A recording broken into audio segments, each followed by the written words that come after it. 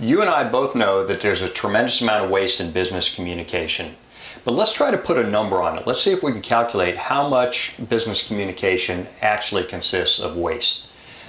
When financial advisors work with people to take control of their finances, the first thing they do is make them track their spending, because it usually is a great eye-opener, and that serves as a crucial motivator to take the steps that they need to do in order to take control of their finances.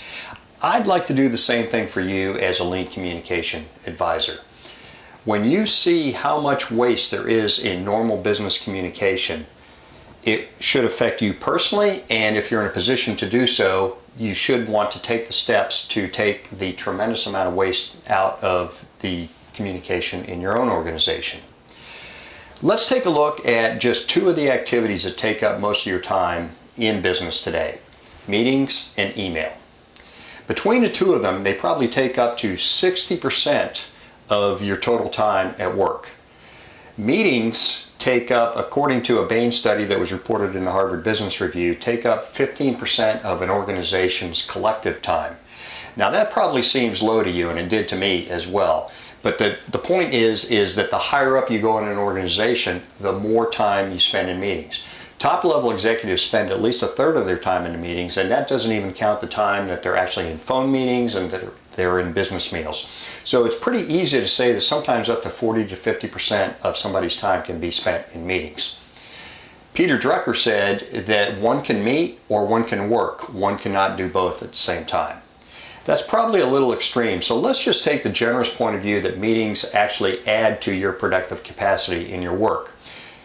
And if that's the case, let's see how much of the time that you actually spend in meetings is productive for you.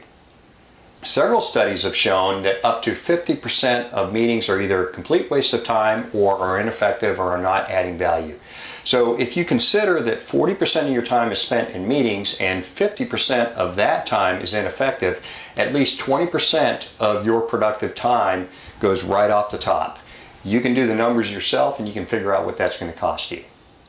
Now let's take a look at email. Email can take, according to a McKinsey study, up to 28% of somebody's time. Let's go ahead and just be a little bit more conservative and say it's 25% of your time, because that can add to it. How much of that email time is wasted? Several studies, and by the way, when I talk about studies, I will show the sources at the end of this. Several studies have shown that up to 80% of email is wasted. Bill Jensen, who wrote the Simplicity Survival Handbook, said that 80% of emails either require no action or there is no discernible consequence if they're totally ignored. So if 25% of your time is spent on emails and 80% of those emails are waste, that's another 20% right off the top of your productivity. So right there between meetings and emails, we're taking 40% off the top of our productivity. If you could get back all, or at least part of that 40% that you're losing to poor communication, what would it mean to your organization and to you personally? If that doesn't motivate you to practice lean communication, I don't know what will.